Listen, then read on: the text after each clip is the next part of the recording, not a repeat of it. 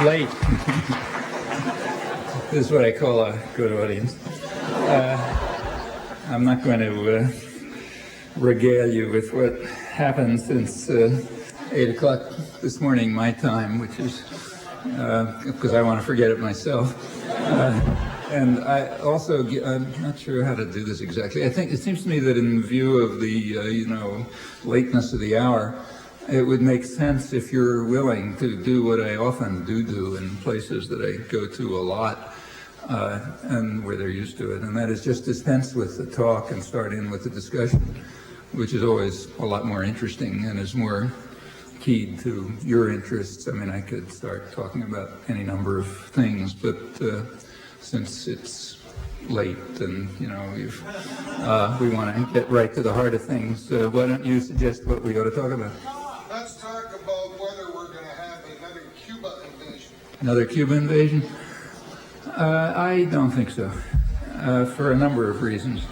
The main reason is that the guys who, the American business community is not in favor of it at this point, and they have plenty of clout. Now, it's conceivable that jingoist fanaticism will overwhelm,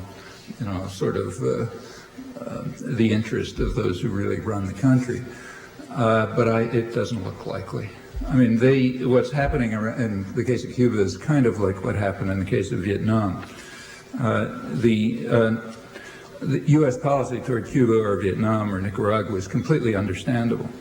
I mean, you simply have to think in terms of, say, some neighborhood in Chicago or maybe Vancouver, where the local mafia don is running the thing, and some storekeeper says he's not going to pay his protection money.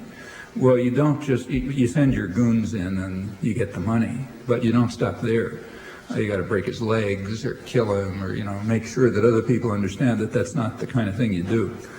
And that's what's been driving U.S. policy. It's what drove U.S. the U.S. had basically won the war in Vietnam by the early 70s in any reasonable sense. But they didn't get maximal goals, but they got the main ones.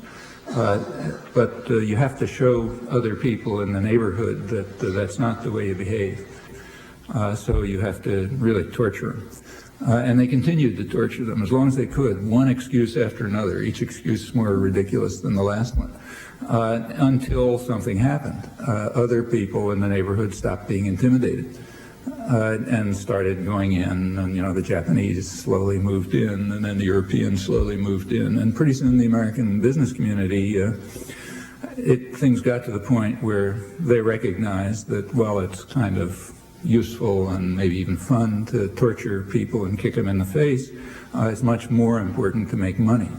And when you pass, there comes a sort of transition point when you switch, and when that transition point came, all of a sudden it turned out that Vietnam was being forthcoming on the MIAs and making great progress in human rights and so on and so forth. So therefore American businesses could go in and get their share of the take. And that's pretty much what's happening in the case of Cuba, I think. I've got a suggestion. We're constantly being bombarded by... Is somebody talking? Yeah, can I make a suggestion? Yeah. We're constantly being bombarded by the media. It's almost a complete and total one line, and that is we have to pay back our debt. I'm sure you're having the same thing in your country. There's the same thing in Western Europe and in Eastern Europe. Rarely in my life, and I'm over 50 now, have I seen such a universal, chorus that has, no dissenting voices. And I wondered if you might comment on that. Yeah, it's not true that there's no dissenting. I mean, I don't want to talk about Canada. You know much more than me. But let me talk about the United States, where there is a dissenting voice, like, the overwhelming majority of the population. And you see that right now. Simply have a look at what's going on in the primaries. A couple of months, up to a few months ago, the top priority for both political parties was getting rid of the deficit and, balancing the budget and so on. That was the top priority for both parties. The only difference was whether you do it in, 7 years or 7 years and 2 months or something like that. The government kept being closed down over this for a couple of months. And in the press, headline, we got to balance the budget, Americans voted for a balanced budget, and so on. Anybody who had been looking at the polls knew that this was total nonsense. The public was overwhelmingly opposed to this on any realistic grounds. If you asked, in fact, if you looked at the polls, they were always they had two kind of questions. There was one question for the headline writers, and that question was, would you like to have a balanced budget? And on that, everybody says yes. I would say yes. It's like asking, would you like to have your household debts magically removed? Sure, But then when people were asked, would you like to have a balanced budget if, and then comes any realistic assumption, cuts in education or health or environmental protection or you name it, it quickly became overwhelmingly no. You couldn't, so the first question was for the guys who write the headlines or on National Public Radio and so on, but the questions down at the bottom, they were for the people who have to keep their finger on the public pulse, like the public relations industry and the propaganda system and everyone else. They have to know what people are thinking. You're going to try to control minds. You have to know where they are. So if you look at polls carefully, they give you a pretty realistic picture, as much as can be done, of because the business community needs to know that. And it was very clear what the attitudes were. So contrary to what you're saying, outside of elite circles, the articulate intellectuals, the political class, and so on, most people were opposed to it. And on very solid, and you can see that right now as soon as the primary started. The minute the primary started and people had to face the voters, the budget disappeared. Nobody's talking about it. Take a look at any of the campaigns. It is never mentioned. And the reason that it's never mentioned is, these guys have to face angry voters, so they better talk about something else, not what they're doing. In fact, nothing that they're doing ever reaches the voters. If you compare the campaign that's going on now with the congressional, the Gingrich Army proposals, they don't even overlap. There's no contact between them. And the budget is one dramatic example of this. It takes a lot of discipline for journalists and others not to notice this and to see what it means. But there's been like a sea change. As soon as the primary season started, the budget dropped off the screen. You might ask a different question. Who's right? There's a question of fact. Like, is it important to balance the budget? So who's right, the instincts of the general population or the business community, which does want to do it? But of course they want to do it for very simple reasons. Balancing the budget is a weapon against social spending. So that's kind of irrelevant. But if you ask about it's not even hidden. They're not, for example, all the talk about the budget balancing, some parts of the budget are going up. In fact, two parts are going up pretty fast, in fact. One is the Pentagon. Pentagon budget is at basically Cold War levels. Actually, it's higher than it was under Nixon, and there's no Russians around. So that tells you how seriously they took the Russian threat. But it's going up, and it's going up under pressure from the far right. The Heritage Foundation, Gingrich Republicans, and so on. They want it to go up. The public has an attitude on that too. The public is opposed to that by about 6-1. But the difference between public attitudes and public policy, which is always significant, has just become like a chasm. So that's one thing that's going up. The other thing that's going up is the other aspect. Incidentally, that's going up because it's the main function of the Pentagon, its main domestic function, has always been to transfer public funds to high-tech industry. Like, that's how my salary gets paid, to be honest. MIT is part of that funnel where I work. It's part of the funnel by which the public unwittingly pays the costs of high-tech industry.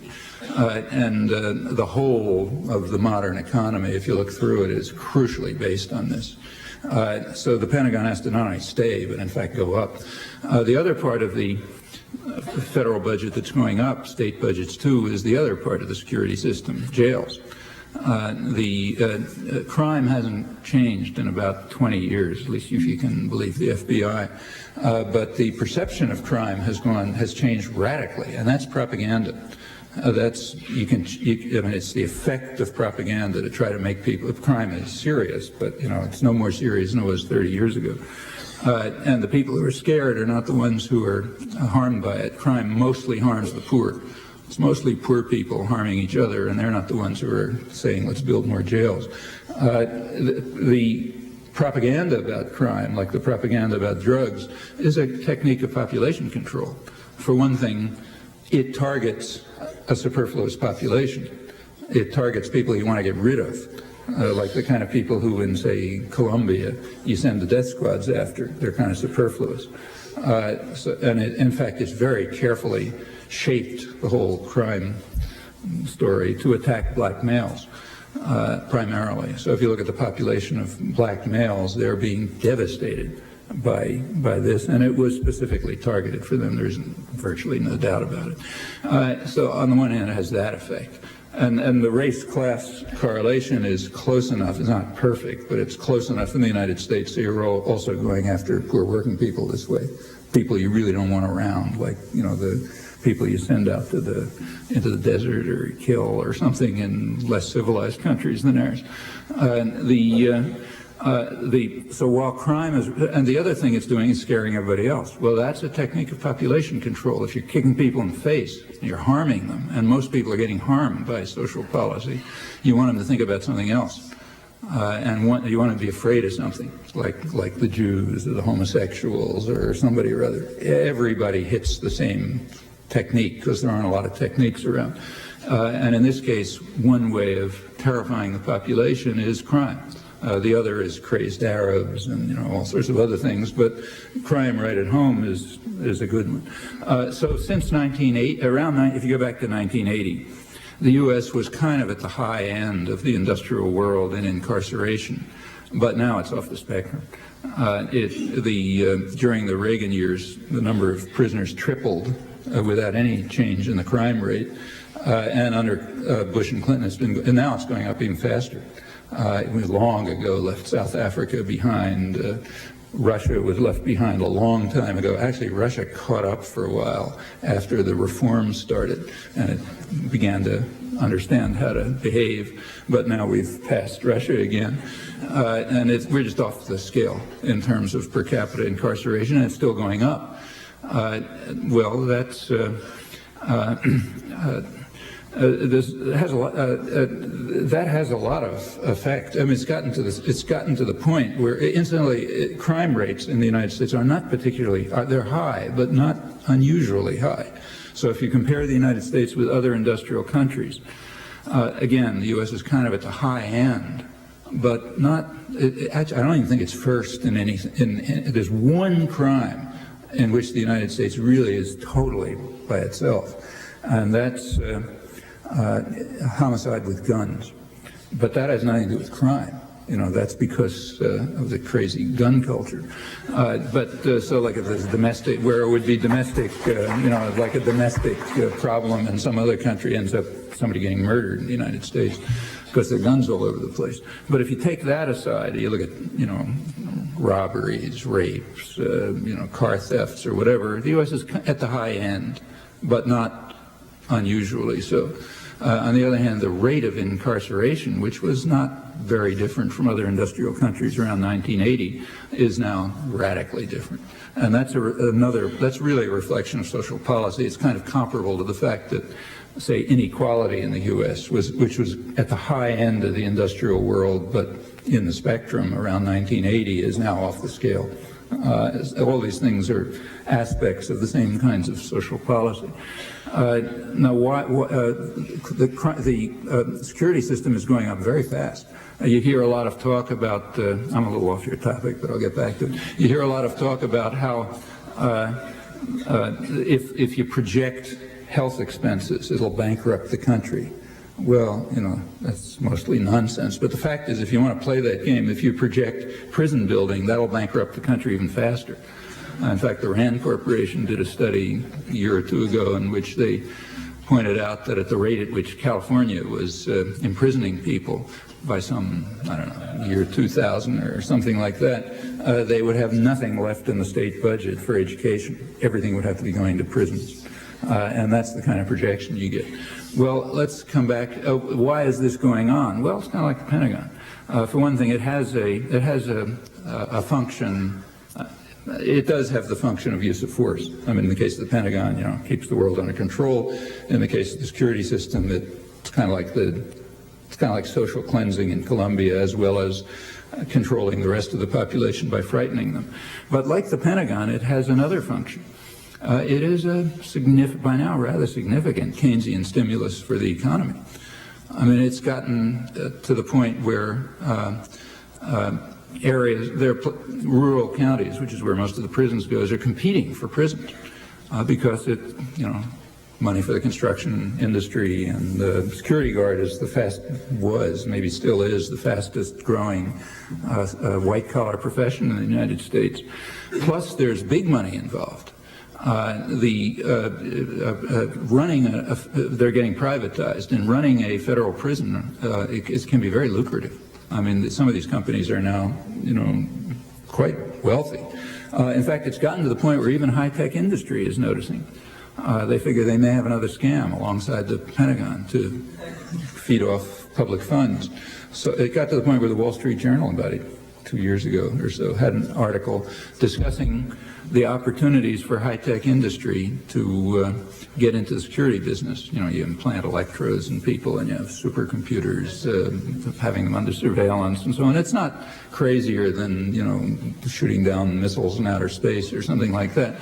These are all kind of covers for getting new technology funded, and while this is nowhere near the scale of the Pentagon, it's noticeable. The big investment firms like Merrill Lynch and so on are floating tax-free bonds for prison construction. So it's into big business. So here's these are the two parts of the state system which are in fact growing, which again tells you something about how much they want to balance the budget. Well, the budget balancing has to be very carefully honed. It has to be used as a weapon against any part of the government system that goes to other than the rich. The part that goes to the rich, that goes up, or the part that's there for population control, that part of the budget goes up. Well, coming back to the first question, who's right from an economic point of view about about balancing the budget? Like, just how important is it? Should one think it's an important thing to do? The public thinks it isn't. The business world thinks it is, but for reasons that are irrelevant. Irrelevant on economic grounds, at least. But if you ask on economic grounds, is it the right thing to do, what's the answer? Well, first of all, a qualification has to be made right off. On any such question, almost nobody knows anything. So almost everything that's said is guesswork. Any honest economist will tell you that if you tell him the answer you want, he'll construct a model to give you that answer, within a pretty big range. And in fact, most of these things are sort of large. There is some knowledge, but a large part of it is historical evidence and sort of judgment questions and so on. So whose judgment is right? Well, there's some. First of all, take say the United States, is the debt high? Well, not by historical standards. In fact, it's about what it was in the late 50s, and considerably relative to GDP, the national economy, which is the only relevant measure. It's less than it was, say, in the early 50s. In fact, it's much less than it was during the biggest growth period after World War II. And historically, that's about what it's been. The U.S. has always run a big debt. It kept turning over. It used the debt to invest and pay off the debt through growth and also cutting it back through inflation. Up until throughout the whole 19th century, during the really big growth periods, the U.S. had very higher debt than it has now. So you can't argue that somehow the debt is out of sight. I mean, it did grow very fast during the Reagan years. In fact, most of the debt is Reagan debt. But that was, again, to cut social spending. And it's substantial because of the Reagan years, but not by historical standards, certainly not out of line by historical standards. In fact, I think the U.S. deficit is not debt, remember, the U.S. deficit is now the lowest in the OECD relative to the economy. It's right alongside Japan. I forget which one's lower, but the U.S. and Japan, I think, are the two lowest in the industrial world relative to the economy. So it's not, no major, it's like some catastrophe or something. It's well within historical range and not even noticeable particularly. Furthermore, there's also evidence about the effect of running deficits. There have been a couple of times, I think about half a dozen times in American history, when there has been an attempt to balance the budget. And in fact, every single one of them has led pretty quickly to either recession or deep depression. On the other hand, here it gets tricky, but there are some studies, the only studies that have been done, as far as I know, most of them done by an economist named Robert Eisner at Northwestern, which have been attempts to estimate, to try to work out the effect of a deficit on things like investment, growth, anything you can measure. It turns out there's a not huge, but somewhat positive effect to running deficits. And the reason is not very surprising. After all, every business runs deficits all the time. Every business is in debt. Every household is in debt. Everything that functions is in debt all the time. You're in debt because you're trying to do something. Now, of course, if you use debt is neither good nor bad. I mean, if you use the debt to, gamble at Las Vegas, it was a bad debt. If you use the debt to to send your kids to college or, buy a car or start a business or something, then it can be a good debt, okay, from the point of view of economic gain and other things. It depends what you do with it. And if the borrowing is used intelligent, for example, if government borrowing goes into building infrastructure and improving education and health and so on, so there's a more viable society down the road, there'll also be more growth, more income, you pay off the debt. That's what matters. What matters is wise investment in people's lives and the way they live and what's produced and so on and so forth. And of course, wise investment is going to involve debt. Public spending is, in fact, a major way in which any economy grows, sometimes in a healthy way, sometimes a destructive way. It depends what you do with it. So as far as we know, at least, there's no big imperative about cutting the debt. I mean, obviously, it depends, despite the Reagan years, which did, they did turn the United States very quickly from the world's biggest creditor into the world's biggest debtor very fast. But that was because of a combination of massive spending, the massive state spending and tremendous there was kind of like a borrow and spend abandon in the Reagan years. And mainly, as David Stockman said right at the beginning, there's no secret, the head of the budget, because if they figured if they get deep enough into debt, there'll be a straitjacket and they'll be able to kill social spending.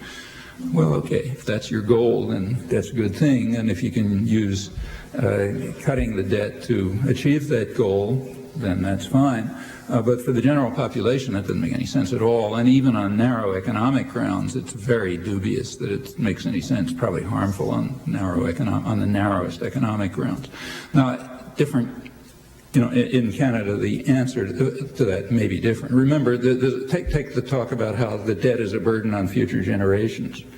Well, in the United States, that's simply not true. The debt is mostly owned by Americans, which means that the payments on the debt stay right in the country.